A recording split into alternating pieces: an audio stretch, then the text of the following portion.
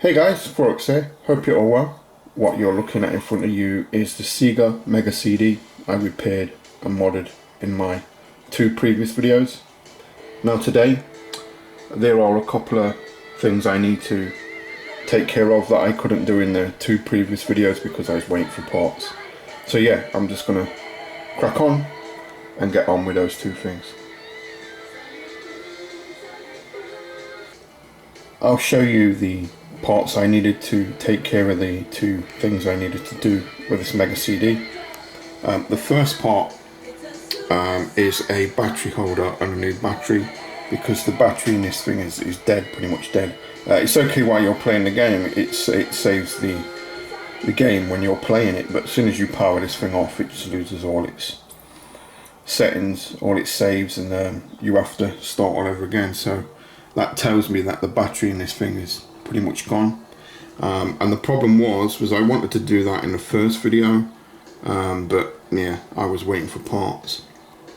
Now the second thing I want to do is, you may have seen it in the first part of the video, on the Mega CD, on the shield is a little bit of rust that I need to take care of. And because I used my last brass wheel to take care of those two Mega Drives I did in a previous video before, I used my last brass wheel. I didn't have any, so I had to order some, and these parts took ages to come, so yeah, it threw me out. So yeah, what I'm going to do today is just take care of those two things. So yeah, it's going to be a pretty quick video. What I'm going to do now is get into this thing. Now I've already shown you how I do that, how to get into a Mega CD, so I'm not going to go through it all over again. But yeah, what I'll do is I'll whip out the motherboard and we'll take care of that rust that's on the shield, and then we'll replace that battery that's in there. I have the Mega CD motherboard in front of me. Here's the battery that needs replacing. Now the way I'm going to do it is, I'm going to obviously remove this old ML 2016, it's the PCB mount version. I'm going to remove it, I'm going to install a socket, and then I'm going to put a rechargeable ML 2016 in there, and hopefully that should allow me to save my games then internally on the SRAM inside this Mega CD, because at the moment it's just not happening. Well, as long as it's powered on, it's fine. The moment you power it off, it just loses all the saves, because you know this thing's gone past its what is it? It's recycle. It has a finite number of cycles you can charge and discharge it, and this probably went past that years ago, because this was manufactured what, in '93. It's 2020 now, so yeah, that thing probably died a long time ago. So yeah, I'm just gonna fire up my desoldering gun. I'm gonna desolder that battery, and then I'm gonna fit the socket and install the new one. So yeah, I'm just gonna crack on with that.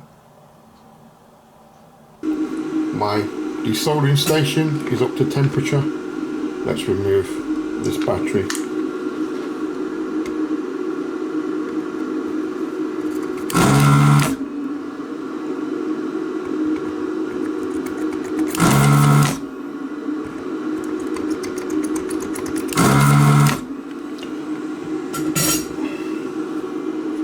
Hopefully it should now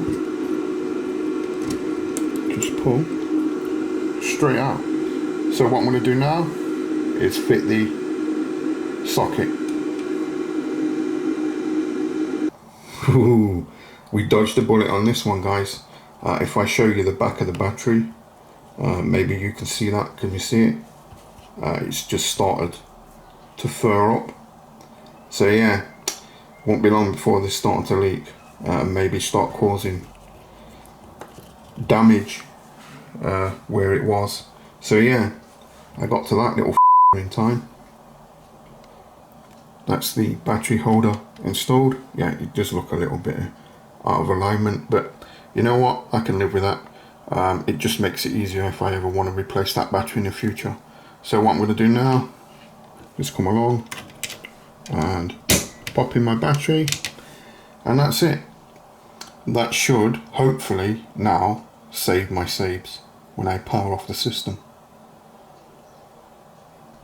Thought I'd show you the difference between the old battery, so I'm just measuring the voltage of this battery. If we take a look at my multimeter, 1.49 volts.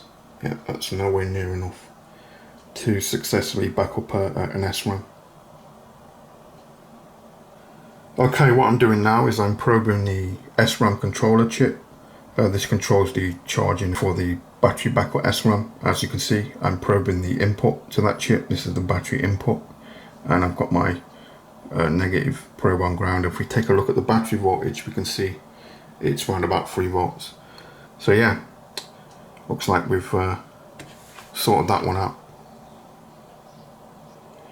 What I want to do now is get rid of the surface rust that's on this part of the shield. Funnily enough, the top shield is perfectly fine, and this shield is perfectly fine, but it's only this bottom portion of this bit of the shield that's rusted. You can see there's a little bit of surface rust here, there's a little bit here, and there's a few little blobs there. So yeah, I want to get rid of that. What I'm going to do is I'm going to fire up my Dremel. I'm going to put a brass wheel in it, and I'm just going to grind off that surface rust.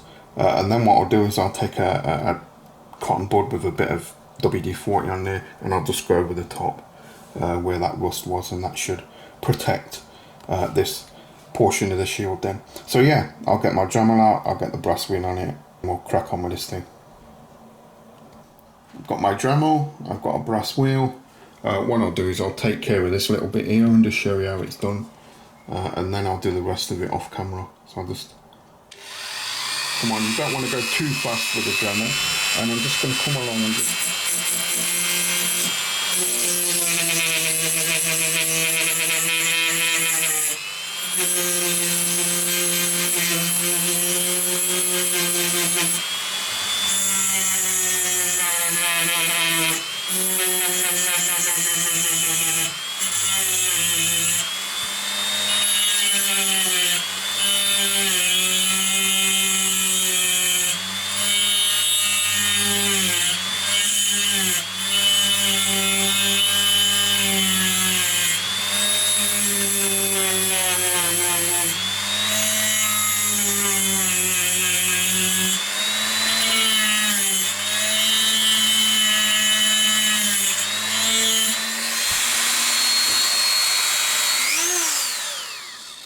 and there you can see that surface rust is totally gone. And what you can also see about using a brass wheel, and this is why I like using a brass wheel, is it coats the actual shield. You can see there's brass actually on top where that rust used to be now. So that's an extra coating that's going to stop the rust coming back. So what I'm going to do is I'm just going to do the same for the rest of the shield, and then when I've done that, I'll put a little bit of WD-40 on a cotton bud and I'll just wipe it, and that should take care of the rust that's on the shield. That's all the rust removed from the shield. See if I can show you what I mean about the brass brush. Leaves a little bit of brass behind. Hopefully you can see that where the rust was, just here. You can see a light coat of brass where the rust used to be, and that's just a little bit of extra protection. That's why you use a brass brush on one of these things. So what I'm going to do now is I'm going to get this all back together, and then that's the megacd finally finished. When I purchased this faulty megacd, it didn't come with the bracket that you get to put on the Mega Drive 2, so you can connect them together and it's more stable. So what I did is I went out and bought one. It cost me 25 quid, I know. So yeah, I'm just gonna put this bracket on this Mega Drive, and then we can connect the two properly, and then that's this megacd all taken care of. That's the megacd connection plate put onto the back of the Mega Drive 2. What I can do now is properly marriage these two together.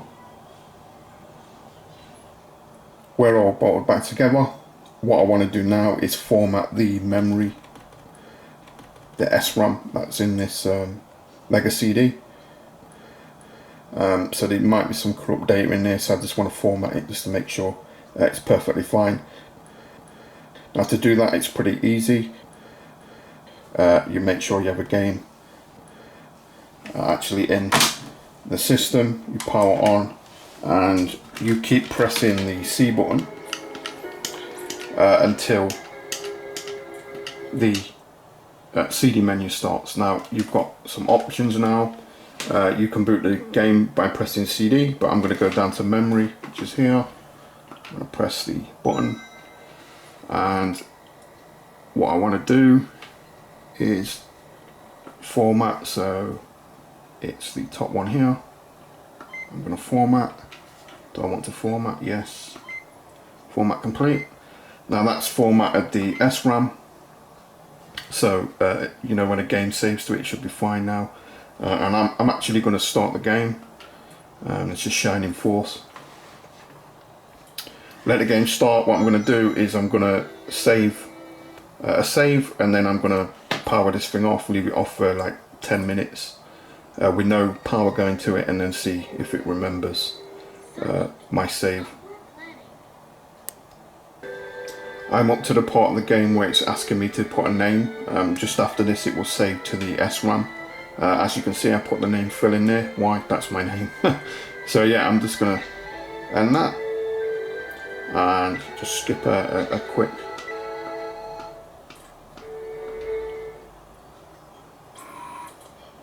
And now we've got past the bit where it saved the game to SRAM.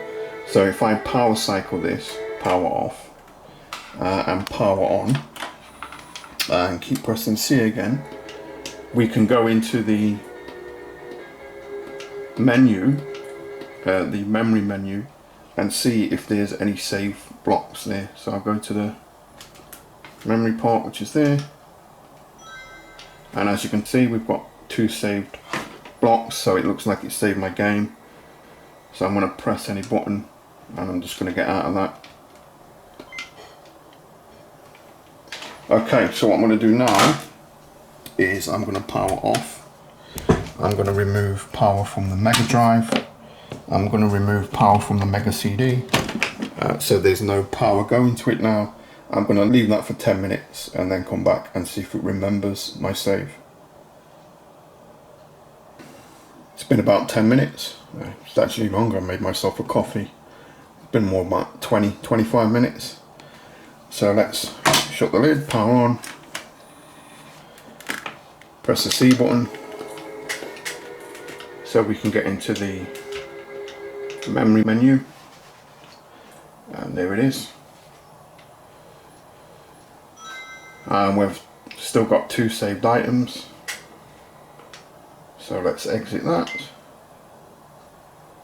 Let's start the game. Now you can start the game by just pressing the CD1 button. There we go, game should boot, and we're booting. Now hopefully I should be able to carry on my save. Let's press start, get past all the intro menus.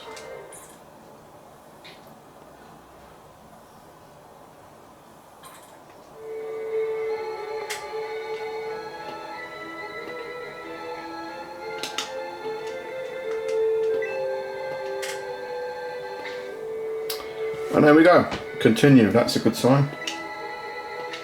And there we go, continue as Phil. Brilliant. So yeah, battery backup's working. So yeah, there you go guys. Hope you like this video. Please give it a big thumbs up, like, comment, subscribe, all the usual stuff. And as always, I'll catch you on the next one. Yay!